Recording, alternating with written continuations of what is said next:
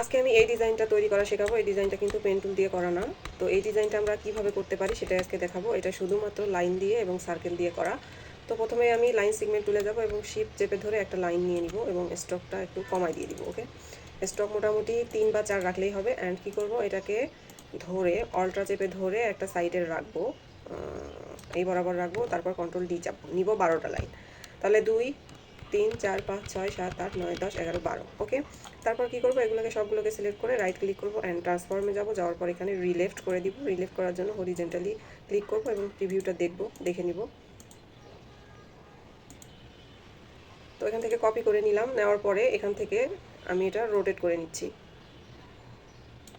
Rotate করে নিলাম। এবার কি করব, সার্কেল নিব। তো শিফট চেপে ধরে কিন্তু অবশ্যই সার্কেল নিব এবং এই কর্নার বরাবর শিফট চেপে ধরে একটা সার্কেল নিয়ে নিব। ওকে, লাইনের বাইরে যেন না যায়। এবার কি করব, কন্ট্রোল সি কন্ট্রোল এফ দিব। তাহলে সার্কেলটা এখানে কপি হলো। হওয়ার পরে একটা লাইন পরে আমি আর একটা বৃত্ত নিব। তারপর কন্ট্রোল সি কন্ট্রোল এফ এবং অল্ট্রা শিফট চেপে আর একটা লাইন পরে আর একটা সার্কেল নিয়ে নিব। এবার কি করব, সবগুলোকে সিলেক্ট করব। করার পর লাইন সেগমেন্ট এটা হচ্ছে শেপ বিল্ডার টুল। তারপর যাব ফিলে যাওয়ার পর এখানে ব্ল্যাক কালার সিলেক্ট করব অ্যান্ড সুন্দরভাবে এটাকে কাট করব। আপনারা এখানে এই কাজটি করার সময় মোটেও তাড়াহুড়ো করবেন না, কারণ এই কাজটি তাড়াহুড়ো করে কিন্তু কখনোই পসিবল না।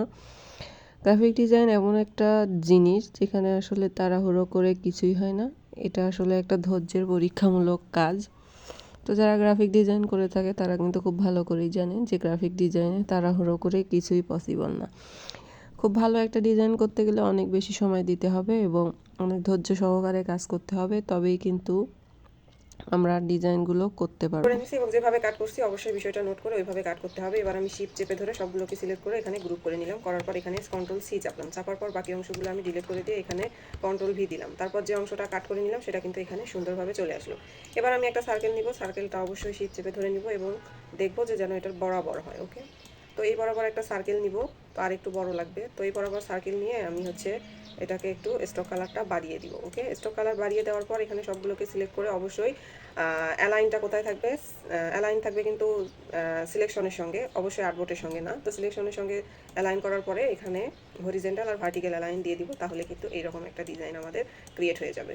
তো খুবই ইজি প্রসেসে কিন্তু এই ডিজাইনটা ট্রাই করতে পারেন। আর এই প্রসেসে কিন্তু অনেক ডিজাইনে কাট করা যায়। Thank you.